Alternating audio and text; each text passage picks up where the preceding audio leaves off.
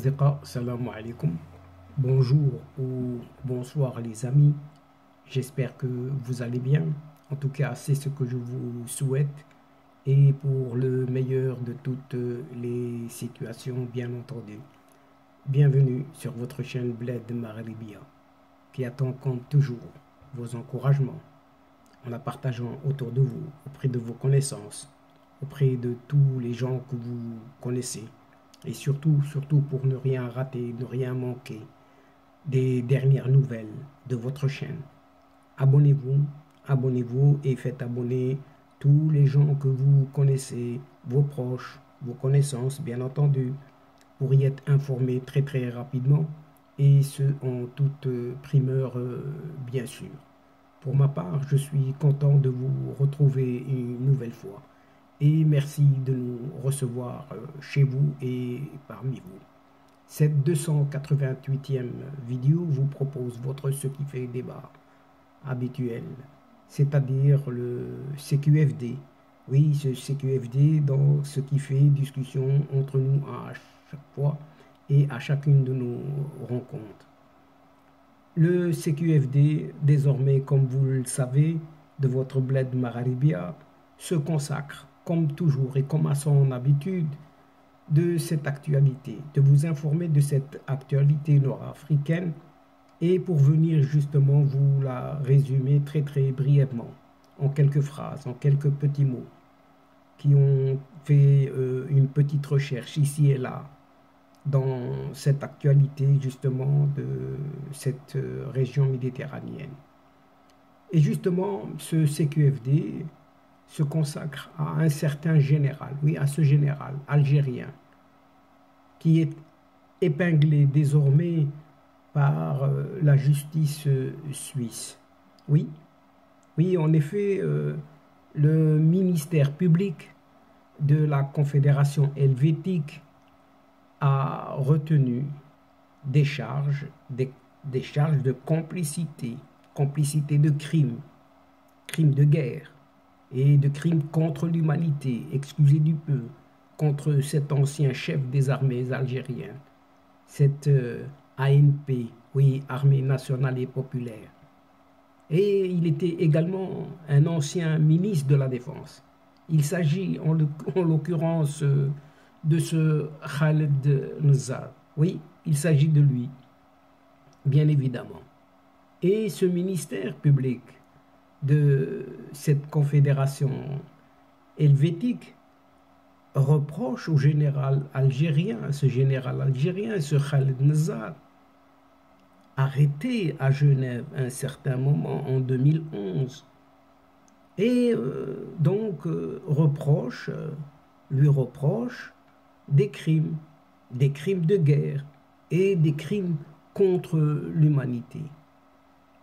On cause des exactions commises entre le 14 janvier 1992 et le 31 janvier 1994.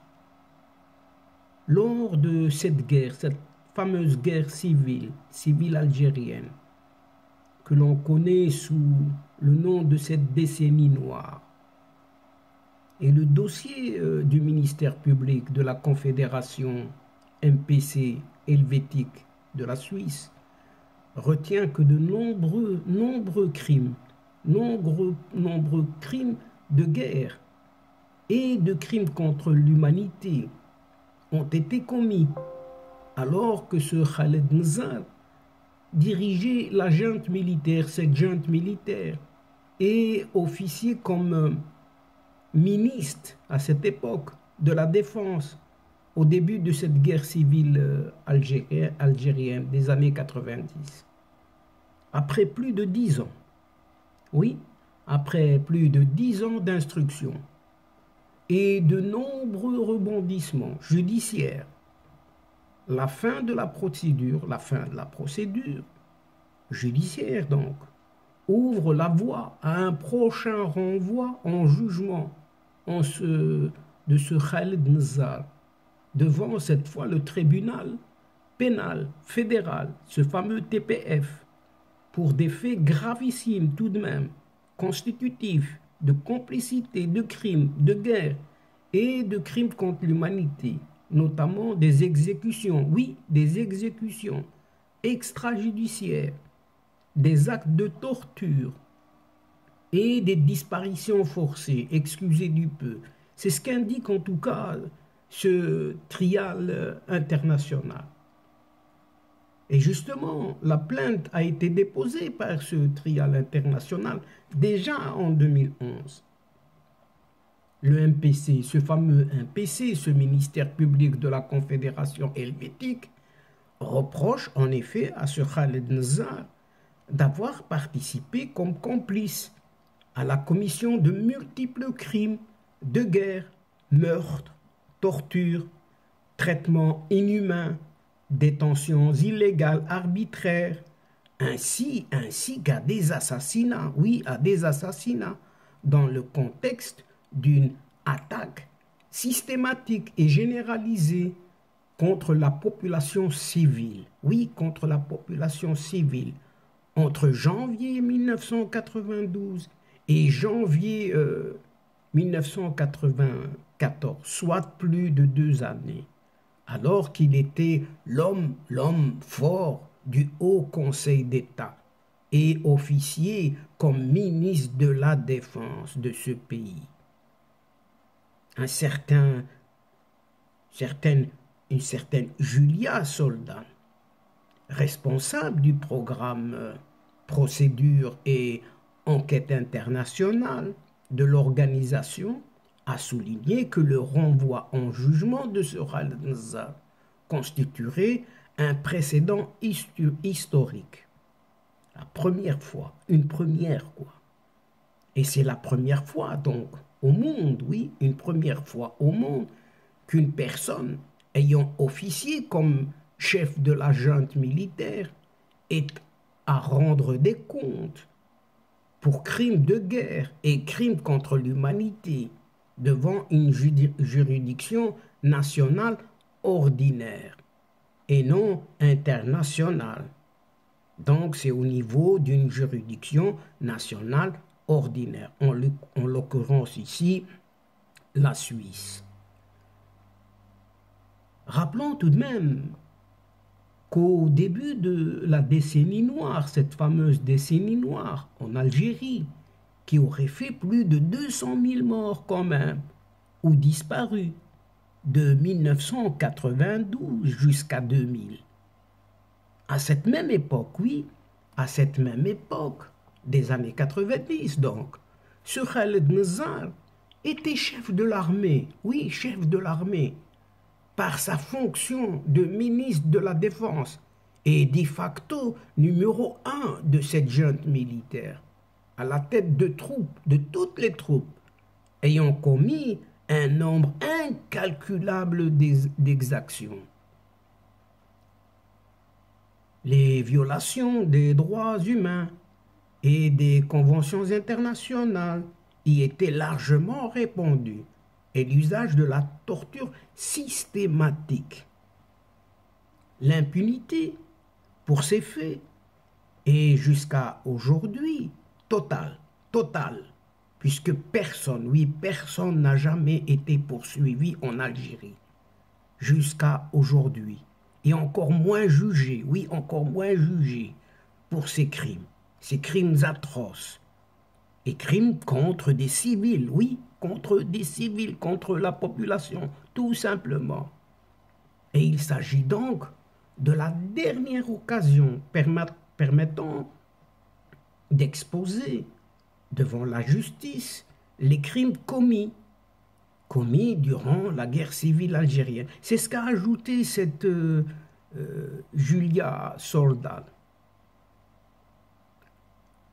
La longue procédure contre ce Khaled Nzar, oui, une longue procédure contre ce Khaled Nzar, qui a duré plus longtemps que la guerre civile algérienne, elle-même a été rendue possible par le courage, oui, le grand courage, l'immense courage des victimes, et par la présence surtout de ce trial international et d'avocats, d'avocates engagés oui, toutes engagées à leur côté, justement aux côtés des victimes et aux côtés de ce trial international. Mais réfugié en Espagne depuis 2019 pour échapper à la justice algérienne, une première fois qu'il avait condamné, ce Khaled Nazar est rentré le 11 décembre 2020 à Alger, rentré par un avion présidentiel. Oui, cet avion présidentiel appartenant à cette flotte officielle algérienne, sur instruction d'un certain vieillard, oui, un certain vieillard à la tête de l'armée actuellement, ce vieux caporal, ce vieillard, ce caporal Saïd Chengriha, où un accueil lui fut réservé à ce Khaled Nazar dans un aéroport militaire par des hauts gradés de cette armée algérienne. Mais aujourd'hui, on l'attend de pied ferme en cette Suisse fédérale.